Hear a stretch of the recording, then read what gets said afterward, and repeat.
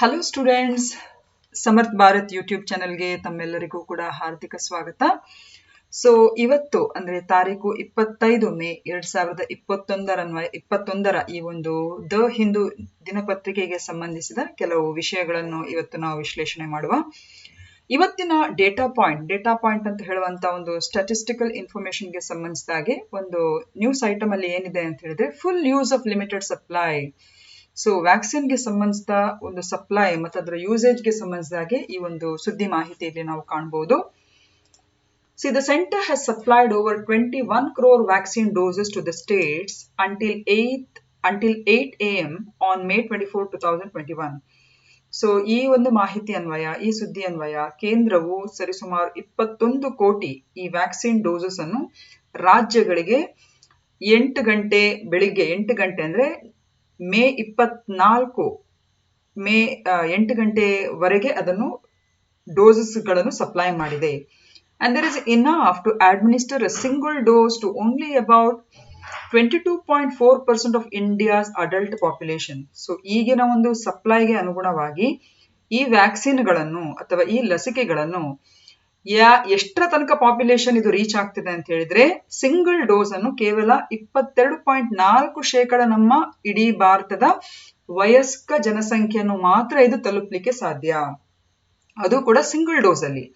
And the states continue to utilize over 90% of the doses that are supplied by the center. So ಪ್ರತಿ ರಾಜ್ಯಗಳು ಕೂಡ ಕೇಂದ್ರ ರವಾನಿಸಿರುವಂತಹ 90% ಈ ಒಂದು ಲಸಿಕೆಯ ಡೋಸಸ್ ಗಳನ್ನು ಅದು ಯೂಸ್ ಮಾಡ್ತಾ ಇದೆ, indicating a high demand for vaccine. So ನಿಮ್ಗೆಲ್ಲ ಗೊತ್ತಿರುವ ಹಾಗೆ ಲಸಿಕೆಗಳಿಗೆ ತುಂಬಾನೇ ಈಗ ಡಿಮಾಂಡ್ ಇದೆ. ಸೊ ಆದ್ರೂ ಕೂಡ due to inadequate supply, only close to 4.5% of the adults have received both the doses. So ಇವತ್ತಿನ ಒಂದು ಸನ್ನಿವೇಶಕ್ಕೆ ಅನುಗುಣವಾಗಿ ಇಡೀ ನಮ್ಮ ಭಾರತ ದೇಶದಲ್ಲಿ ಖಾಲಿ 4.5% ಜನಸಂಖ್ಯೆಯನ್ನು ಮಾತ್ರ, ಅಥವಾ 4% ವಯಸ್ಕ ಜನಸಂಖ್ಯೆಯವರಿಗೆ ಮಾತ್ರ 2 ಡೋಸಸ್ಗಳನ್ನು ನಾವು ತಲುಪಿಸ್ಲಿಕ್ಕೆ ಸಾಧ್ಯ ಆಗಿದೆ ಅಥವಾ ಕೊಡ್ಲಿಕ್ಕೆ ಸಾಧ್ಯ ಆಗಿದೆ. ಸೊ ಇದರಿಂದ ನಮ್ಗೆ ಏನು ಗೊತ್ತಾಗ್ತಿದೆ ಅಂತ ಹೇಳಿದ್ರೆ, ಒಟ್ಟಾರೆಯಾಗಿ ಲಸಿಕೆಗಳಿಗೆ ಸಂಬಂಧಿಸಿದ ಪೂರೈಕೆ ಹಾಗೂ ಒಂದು ಉಪಲಬ್ಧಿಗೆ ಸಂಬಂಧಿಸಾಗಿ ನಮ್ಮ ದೇಶದಲ್ಲಿ ಅಷ್ಟೊಂದು ಒಂದು ಉತ್ತಮ ವಾತಾವರಣ ಇಲ್ಲ ಅಂತ ಹೇಳ್ಬೋದು. ಖಂಡಿತವಾಗಿ ಇದಕ್ಕೆ ನಾನಾ ರೀತಿಯಲ್ಲಿ ಕೇಂದ್ರ ಹಾಗೂ ರಾಜ್ಯ ಸರ್ಕಾರಗಳು ಇದು ಮುತುವರ್ಜಿ ವಹಿಸಿಕೊಂಡು ಮಾಡ್ತಾ ಇವೆ. So this is the current status. So ಕೇಂದ್ರದಿಂದ ಇಷ್ಟರವರೆಗೆ ಕೇಂದ್ರದಿಂದ ರವಾನಿಸಲಾಗಿರುವಂತಹ 21 ಕೋಟಿ ಲಸಿಕೆ ಡೋಸ್ಗಳು ರವಾನೆ ಆಗಿದೆ ಕೇಂದ್ರ ಸರ್ಕಾರದ ವತಿಯಿಂದ ರಾಜ್ಯಗಳಿಗೆ. ಹಾಗೂ ಈ ಲಸಿಕೆಗಳು ಏನು ಪೂರೈಕೆ ಮಾಡಿದೆ, ಇದು ಕೇವಲ 22.4% ಅಡಲ್ಟ್ ಪಾಪ್ಯುಲೇಷನ್, ವಯಸ್ಕ ಜನಸಂಖ್ಯೆಗೆ ಕೇವಲ 1 ಡೋಸ್ ಕೊಡ್ಲಿಕ್ಕಷ್ಟೇ ಇವಾಗ ಸಾಕಾಗುವಂಥದ್ದು. ಅದಲ್ಲದೆ ಈ ಒಂದು ಇನ್ಅಡಿಕ್ವೇಟ್ ಸಪ್ಲೈ ಇಂದಾಗಿ ಸರಿಸುಮಾರು ಇವಾಗ ಖಾಲಿ 4.5% ವಯಸ್ಕ ಜನಸಂಖ್ಯೆ ಕೇವಲ 2 ಡೋಸಸ್ಗಳನ್ನು ಇಷ್ಟರವರೆಗೆ ರಿಸೀವ್ ಮಾಡಿಕೊಂಡಿದೆ. ಸೊ ಹಾಗಾಗಿ ಇದೊಂದು ಉತ್ತಮ ರೀತಿಯ ಸನ್ನಿವೇಶ ಅಲ್ಲ. ಮುಂಬರುವ ದಿವಸಗಳಲ್ಲಿ ವ್ಯಾಕ್ಸಿನ್ ನ ಒಂದು ಉತ್ಪಾದನೆ ಜಾಸ್ತಿ ಆದಕ್ಕೂ ಈ ಒಂದು ಏನು ಡಿಸ್ಕ್ರಿಪೆನ್ಸೀಸ್ ಇದೆ ಅಥವಾ ಇನ್ಅಡಿಕ್ವೇಟ್ ಸಪ್ಲೈ ಇದೆ, ಅದನ್ನು ಸರಿದೂಗಿಸುವಂತ ಪ್ರಯತ್ನಗಳು ನಡೀಬಹುದು. ಸೊ ಇದರ ಹಿನ್ನೆಲೆಯನ್ನು ನಾವು ಗಮನಿಸುವಾಗ ಯಾಕೋಸ್ಕರ ಹೀಗಾಗ್ತಾ ಇದೆ, ಏನಕ್ಕೆ ಹೀಗಾಗ್ತಾ ಇದೆ ಅಂತ ಹೇಳುವಾಗ, India began the world's largest vaccination program on January 16, 2021. So Bharat ವಿಶ್ವಕ್ಕೆ ಸಂಬಂಧಿಸಿದಾಗೆ ಅತಿ ದೊಡ್ಡದಾದಂತ ಒಂದು ಲಸಿಕೆ ಕಾರ್ಯಕ್ರಮವನ್ನು January 16, 2021 ಅದು ಚಾಲನೆಯನ್ನು ಕೊಟ್ಟಿತು. And the Prime Minister of India said that India is entering a decisive phase of vaccination in the fight against COVID-19. So COVID-19 ವಿರುದ್ಧ ನಮ್ಮ ದೇಶ ವಿಶೇಷವಾಗಿ ಒಂದು ಲಸಿಕೆಯ ಒಂದು ಅಭಿಯಾನಕ್ಕೆ ಒಂದು ಚಾಲನೆಯನ್ನು ನೀಡಿರುವಂತದ್ದು. And with approval of 2 made in India ಕೋವಿಡ್-19 ವ್ಯಾಕ್ಸಿನ್. ಸೊ ನಿಮ್ಗೆ ಗೊತ್ತಿರುವ ಹಾಗೆ ನಮ್ಮ ದೇಶದಲ್ಲಿ 2 ಅಪ್ರೂವ್ಡ್ ಅಂದ್ರೆ ಅದಕ್ಕೆ ಅನುಮತಿ ಸಿಕ್ಕಿರುವಂತಹ 2 ಲಸಿಕೆಗಳು ಅಂತ ಹೇಳಿದ್ರೆ, ಒಂದು ಕೋವ್ಯಾಕ್ಸಿನ್, ಇನ್ನೊಂದು ಕೋವಿಶೀಲ್ಡ್. ಸೊ ಇದರ ಬಗ್ಗೆ ಚರ್ಚೆ ನಾವು ನಿನ್ನೆ ಕೂಡ ಮಾಡಿದ್ದೇವೆ, ಹೌದಲ್ವಾ? ಸೊ ಕೋವ್ಯಾಕ್ಸಿನ್ ಅಂತ ಹೇಳಿದ್ರೆ ಇದು Bharat biotech, Hyderabad company Bharat biotech ಅವರು ಪೂರೈಸಿ ಅಥವಾ ತಯಾರಿಸುವಂತ ಒಂದು ಲಸಿಕೆ ಆಗಿದೆ. ಇದು ಪ್ಯೂರ್ಲಿ ಇಂಡಿಜಿನಿಯಸ್ ಅಂದ್ರೆ ದೇಶೀಯ ಮೂಲದ ಒಂದು ಲಸಿಕೆ ಆಗಿದೆ, ಯಾವುದು ಕೋವ್ಯಾಕ್ಸಿನ್. ಆದ್ರೆ ಕೋವಿಶೀಲ್ಡ್ ಅಂತ ಹೇಳಿದ್ರೆ ಇದು ಸೀರಮ್ ಇನ್ಸ್ಟಿಟ್ಯೂಟ್ ಆಫ್ ಇಂಡಿಯಾ, ಪೂನಾದಲ್ಲಿರುವಂತಹ ಸೀರಮ್ ಇನ್ಸ್ಟಿಟ್ಯೂಟ್ ಆಫ್ ಇಂಡಿಯಾ ಹಾಗೂ ಸ್ವೀಡಿಶ್ ಫಾರ್ಮಸ್ಯೂಟಿಕಲ್ ಕಂಪನಿ ಆದಂತಹ ಆಸ್ಟ್ರಾಜೆನೆಕಾ, ಇದು ಇಂಗ್ಲೆಂಡ್ ನಲ್ಲಿ ಹೆಡ್ ಕ್ವಾರ್ಟರ್ಡ್ ಆಗಿರುವಂತಹ ಒಂದು ಕಂಪನಿ, ಅದರ ಒಂದು ಸಹ ಪ್ರಾಯೋಜಕತ್ವದಲ್ಲಿ ಅಥವಾ ಸಹಭಾಗಿತ್ವದಲ್ಲಿ ಈ ಕೋವಿಶೀಲ್ಡ್ ಅನ್ನು ಹೇಳುವಂತ ವ್ಯಾಕ್ಸಿನ್ ಅನ್ನು ನಮ್ಮ ದೇಶದಲ್ಲಿ ತಯಾರಿಸ್ತಾ ಇದ್ರು. ಈಗ ಇದ್ರದ್ದು ಕೂಡ ಶಾರ್ಟೇಜ್ ನಮಗೆ ಕಾಣುವಂಥದ್ದು. ಸೊ ಎರಡು ವ್ಯಾಕ್ಸಿನ್ಗಳ ಬಲದಿಂದ ಜಾನ್ವರಿ 16, 2021 ವಿಶ್ವದಲ್ಲೇ ಅತಿ ದೊಡ್ಡ ಲಸಿಕಾ ಅಭಿಯಾನವನ್ನು ಪ್ರಧಾನಮಂತ್ರಿಯವರು ಜಾನ್ವರಿ 16, 2021ಗೆ ಚಾಲನೆಯನ್ನು ನೀಡಿದ್ರು.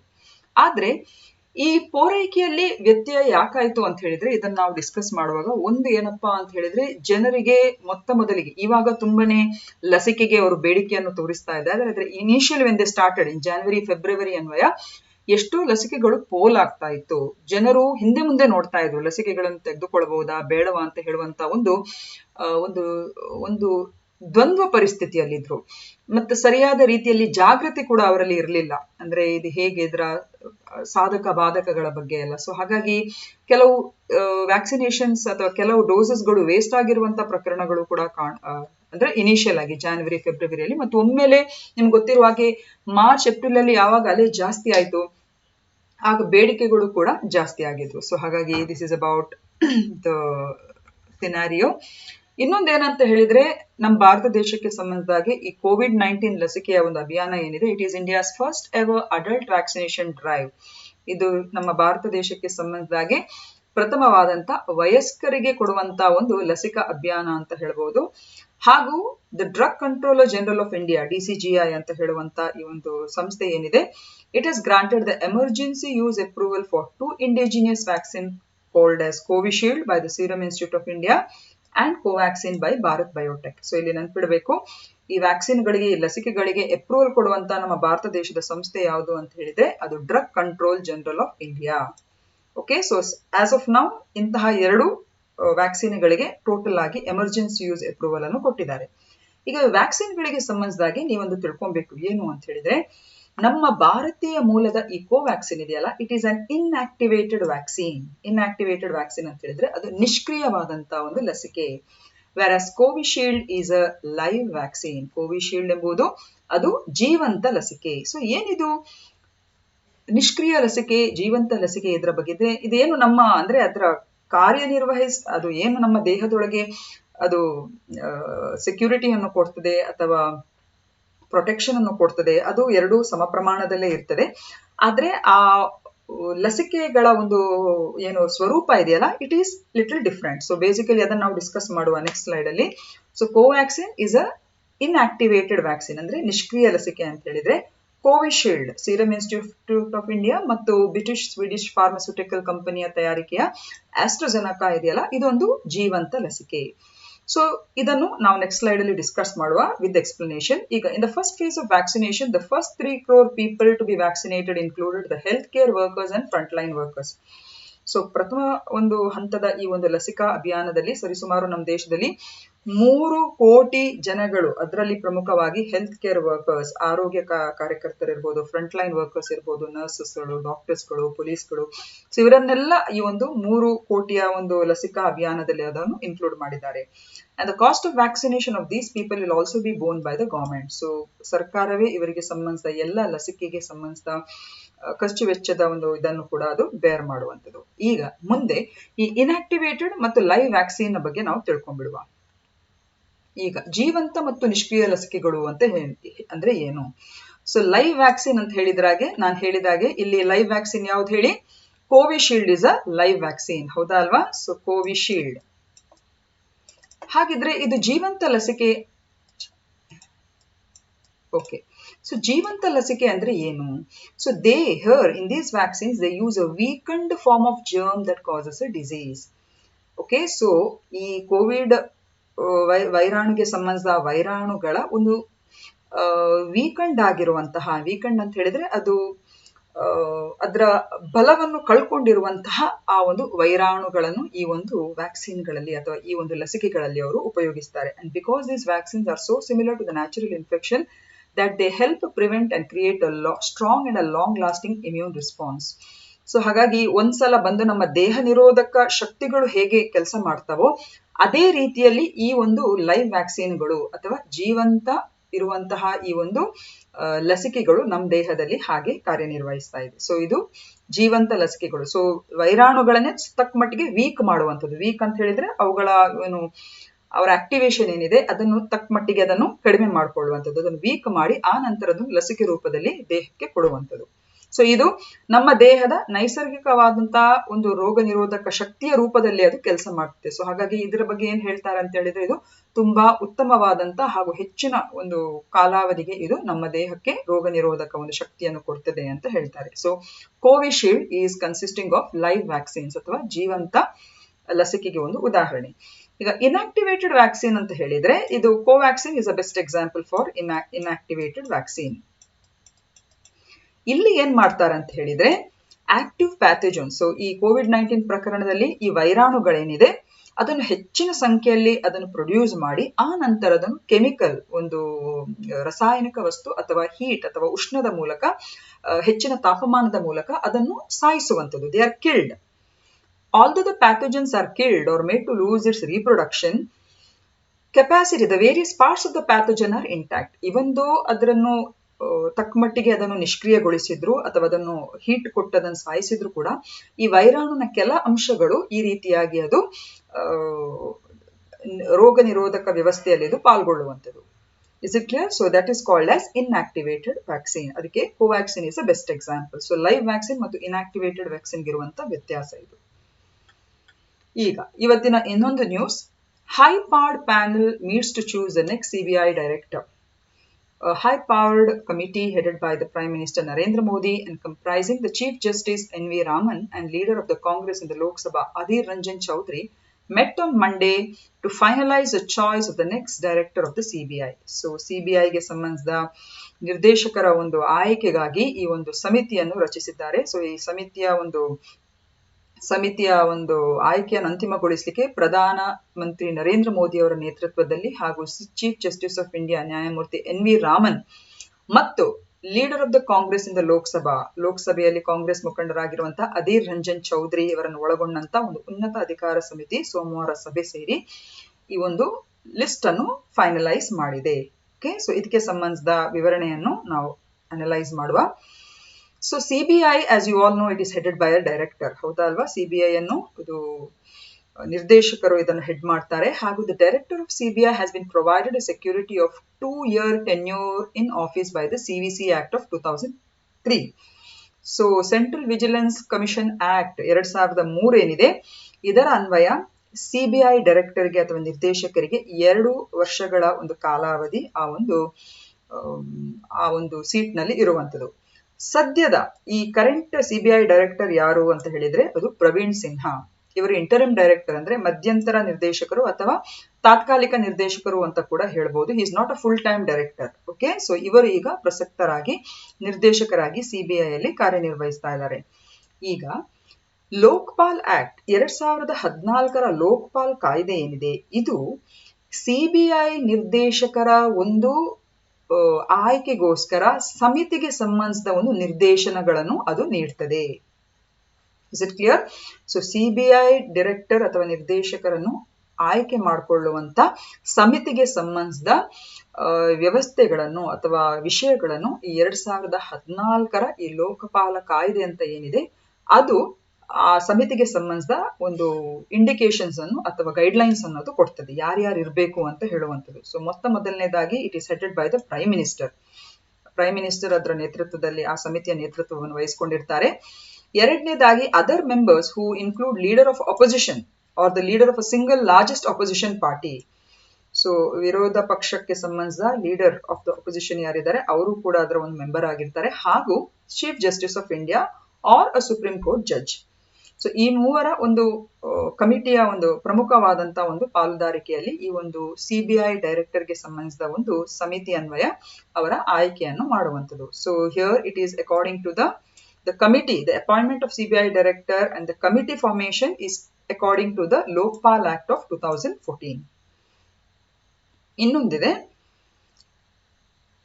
the director of CBI is appointed as per section of 4A of the Delhi Police Establishment Act of 1946.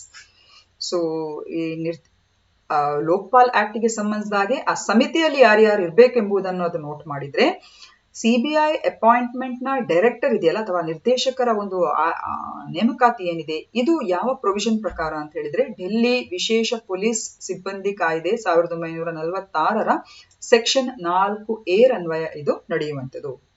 ಈಗ ಸಿಬಿಐ ಸಂಸ್ಥೆಯ ಬಗ್ಗೆ ಸ್ವಲ್ಪ ತಿಳ್ಕೊಳ್ಳುವುದಂತ ಹೇಳಿದ್ರೆ the CBI was set up in 1963 by resolution of the ministry of home affairs. So ಗೃಹ ಸಚಿವಾಲಯದ ಈ ಒಂದು resolution ಅನ್ವಯ 1963ರಲ್ಲಿ ಸಿಬಿಐ ಸ್ಥಾಪನೆ ಉಂಟಾಗ್ತದೆ ಅಥವಾ ಎಸ್ಟಾಬ್ಲಿಷ್ ಆಗ್ತದೆ. But now the CBI comes under the administrative control of the department of personnel and training of the ministry of personnel public grievances and pensions. Did you understand? Formation ಆವಾಗ ministry of home affairs ಆಗಿದ್ರು ಕೂಡ ಇವಾಗ CBI ಪೂರ್ತಿಯಾಗಿ ಅದರ ಆಡಳಿತಾತ್ಮಕ ಒಂದು control ಯಾವ್ದು ಅಡಿಯಲ್ಲಿ ಬರ್ತದೆ ಅಂತ ಹೇಳಿದ್ರೆ department of personnel and training which comes under the Ministry of Personal Public Grievances and Pensions. ಈಗ ಇನ್ನೊಂದು ಈ ಸಿಬಿಐ ಇದೆಯಲ್ಲ ಇದರ ಎಸ್ಟಾಬ್ಲಿಷ್ಮೆಂಟ್ ಯಾವ ಒಂದು ಸಮಿತಿಯ ಒಂದು ಶಿಫಾರಸಿನ ಆಧಾರದಲ್ಲಿ ಆಗಿದೆ ಅಂತ ಹೇಳುವಂಥದ್ದು. So the establishment of the CBI was recommended by the Santhanam committee or the prevention of corruption in the year 1960-1964. So Santhanam ಸಮಿತಿಯ ಒಂದು ಶಿಫಾರಸಿನ ನೇತೃತ್ವದಲ್ಲಿ ಇದು 1962ರಲ್ಲಿ ಫಾರ್ಮೇಶನ್ ಆದಂತ ಒಂದು ಸಮಿತಿ ಈ ಭ್ರಷ್ಟಾಚಾರವನ್ನು ತಡೆಗಟ್ಟುವ ನಿಟ್ಟಿನಲ್ಲಿ ಕೇಂದ್ರ ಸರ್ಕಾರ ನೇಮಿಸಲಾದಂತ ಒಂದು ಸಮಿತಿ ಇದು ಸಂತಾನಂ ಅವರ ನೇತೃತ್ವದಲ್ಲಿ. ಅದಕ್ಕೆ ಹೆಸರು ಸಂತಾನಂ ಕಮಿಟಿ ಅಂತ ಹೇಳಿ. ಸೊ ಈ ಸಮಿತಿಯು ಶಿಫಾರಸು ಮಾಡ್ತದೆ ಏನಂತ ಹೇಳಿದ್ರೆ ಸೆಂಟ್ರಲ್ ಬೋರ್ಡ್ ಆಫ್ ಇನ್ವೆಸ್ಟಿಗೇಷನ್ ಇದರ ಒಂದು ಎಸ್ಟಾಬ್ಲಿಷ್ಮೆಂಟ್ ಆಗಬೇಕು ಅಂತ ಹೇಳಿಬಿಟ್ಟು. So basically central board of investigation is the main investigation agency of the central government. Also it provides assistance to the Central Vigilance Commission and the Lokpal. It is also the nodal police agency in India which coordinates investigation on behalf of the Interpol member countries. ಈಗ ಇದಿಷ್ಟು ಸಿಬಿಐಗೆ ಸಂಬಂಧಿಸಿದಾಗೆ. So ಆ ಪ್ರಕ್ರಿಯೆ ನಡೀತಾ ಇದೆ.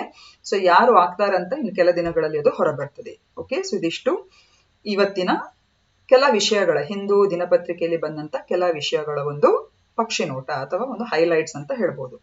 ಈಗ ಇವತ್ತಿನ ವಿಷಯಗಳಿಗೆ ಸಂಬಂಧಿಸಿದ ಹಾಗೆ ಪ್ರಾಬಬಲ್ ಕ್ವೆಶ್ಚನ್ಸ್ ಈ ರೀತಿಯಾಗಿದೆ. ಈಗ the formation of CBI was recommended by CBI ನ ಫಾರ್ಮೇಶನ್ ಏನಿದೆ ಇದು ಯಾವ ಸಮಿತಿ ಅನ್ವಯ ಇದು ಶಿಫಾರಸು ಮಾಡಲಾಗಿದೆ? ಸೊ ಇಲ್ಲಿ ನಾವು ಆಲ್ರೆಡಿ ಡಿಸ್ಕಸ್ ಮಾಡಿದಾಗೆ the right answer is Santhanam committee. ಅದೇ ರೀತಿ ಇನ್ನೊಂದಿದೆ, the vaccine that uses a weakened form of germ that causes a disease is called as. ಯಾವ ಲಸಿಕೆಯು ಆ ರೋಗವನ್ನು ಉಂಟು ಮಾಡುವಂತ ಆ ಒಂದು ಸೂಕ್ಷ್ಮಾಣು ಜೀವಿಯ ಕಡಿಮೆ ಅಂದ್ರೆ ವೀಕ್ ಆಗಿರುವಂತ ಅಂದ್ರೆ ಕಳೆಗೊಂಡಿರುವಂತಹ ಅಥವಾ ವೀಕ್ ಆಗಿರುವಂತಹ ಆ ಒಂದು ಜರ್ಮ್ಸ್ ಗಳನ್ನು ಯೂಸ್ ಮಾಡ್ತದೆ, ಆ ಲಸಿಕೆಗೆ ಏನ್ ಹೆಸರು ಅಂತ ಹೇಳಿದ್ರೆ the right answer is live vaccine or ಜೀವಂತ ಲಸಿಕೆ. ಸೊ ಜೀವಂತ ಲಸಿಕೆಗಳಲ್ಲಿ ಆಗ ನಾನು ಹೇಳಿದಾಗೆ ರೋಗವನ್ನು ಉಂಟು ಮಾಡುವಂತ ಆ ಸೂಕ್ಷ್ಮಾಣು ಜೀವಿಯ ಕಡಿಮೆ ಪ್ರಮಾಣದ ಅಥವಾ ವೀಕ್ ಆಗಿರುವಂತ ಆ ಒಂದು ವೈರಾಣುಗಳನ್ನು ಆ ಲಸಿಕೆಯಲ್ಲಿ ಅವರು ಸೇರ್ಪಡಿಸ್ತಾರೆ. ಸೊ ಇದು ವ್ಯಕ್ತಿಯ ನ್ಯಾಚುರಲ್ ಇಮ್ಯುನಿಟಿ ರೂಪದಲ್ಲಿ ಅದು ಕೆಲಸ ಮಾಡ್ತದೆ. ನಾನು ಆಗಲೇ ಹೇಳಿದಾಗೆ Covishield is the best example for live vaccine. ಅಲ್ಲಿ ನಿಷ್ಕ್ರಿಯಗೊಂಡಂತ ಲಸಿಕೆಯಲ್ಲಿ ಏನಾಗ್ತದೆ ಅಂತ ಹೇಳಿದ್ರೆ ವೈರಾಣು ಅಥವಾ ರೋಗವನ್ನು ಉಂಟು ಮಾಡುವಂತ ಸೂಕ್ಷ್ಮಾಣು ಜೀವಿ ಏನಿದೆ ಅದನ್ನು ಅವರು ಕೆಮಿಕಲ್ ಅಥವಾ ಎಕ್ಸ್ಟ್ರಾ ಹೀಟ್ ಇಟ್ಕೊಂಡು ಅದನ್ನ ಏನ್ ಮಾಡ್ತಾರೆ ಅಂತ ಹೇಳಿದ್ರೆ ಅದನ್ನು ಡಿಸ್ಟ್ರಾಯ್ ಮಾಡುವಂಥದ್ದು. ಆದ್ರೂ ಅದರೊಳಗಿರುವಂತಹ ಕೆಲವೆಲ್ಲ ಆಂಟಿಜೆನ್ಗಳು ಆ ನಂತರ ಅದು ರೋಗ ನಿರೋಧಕ ವ್ಯವಸ್ಥೆಯಲ್ಲಿ ಅದು ಕೆಲಸ ಮಾಡುವಂಥದ್ದು. So it is about live vaccine and ನಿಷ್ಕ್ರಿಯ ಮತ್ತು ಜೀವಂತ ಲಸಿಕೆಗಳಿಗೆ ಸಂಬಂಧಿಸಿದ ಒಂದು ವ್ಯತ್ಯಾಸ. Which act provides for the provision of a committee for the appointment of the CBI director? So ಯಾವ ಕಾಯ್ದೆಯು ಸಿಬಿಐ ಡೈರೆಕ್ಟರ್ ಅಥವಾ ನಿರ್ದೇಶಕರ ಒಂದು ಆಯ್ಕೆಗೋಸ್ಕರ ಒಂದು ಸಮಿತಿಯನ್ನು ಮಾಡಲಿಕ್ಕೆ ಶಿಫಾರಸು ಮಾಡಿದೆ ಅಥವಾ ಪ್ರೊವಿಷನ್ ಅನ್ನು ಕ್ರಿಯೇಟ್ ಮಾಡಿದೆ? Here the answer is Lokpal act of 2013. So ಈ ಆಕ್ಟ್ ಅನ್ವಯ ಸಿಬಿಐ ಡೈರೆಕ್ಟರ್ಗೆ ಸಂಬಂಧಿಸಿದ ಒಂದು ಆಯ್ಕೆಗೆ ಒಂದು ಸಮಿತಿಯನ್ನು ಮಾಡುವಂತಹ ಒಂದು ಅಂಶವನ್ನು ಈ ಕಾಯ್ದೆಯು ಕೊಡುವಂಥದ್ದು. ಸೊ ಇದಾಗ್ಲೇ ನಾವು ಹೇಳಿದಾಗೆ ಇದರಲ್ಲಿ ಪ್ರಧಾನಮಂತ್ರಿಯವರ ನೇತೃತ್ವದ ಜೊತೆಯಲ್ಲಿ leader of the opposition party which is in the majority and ಇನ್ನೊಂದು ನಮ್ಮ chief justice of India. So ಇವರ ಮೂವರ ನೇತೃತ್ವದಲ್ಲಿ ಈ ಒಂದು ಸಮಿತಿ ಅನ್ವಯ ಈ ಸಿಬಿಐ ಡೈರೆಕ್ಟರ್ ಅನ್ನು ಆಯ್ಕೆ ಮಾಡಿಕೊಳ್ಳುವಂಥದ್ದು. ಸೊ ಇದಿಷ್ಟು ಇವತ್ತಿನ ಈ ಒಂದು ದಿನದ ಹಿಂದೂ ದಿನಪತ್ರಿಕೆಯ ಒಂದು ವಿಶ್ಲೇಷಣೆ. So hope so you like it and definitely if you like the video like it, share it, and also subscribe for it. Saying so, I will end this session. See you tomorrow. Thank you.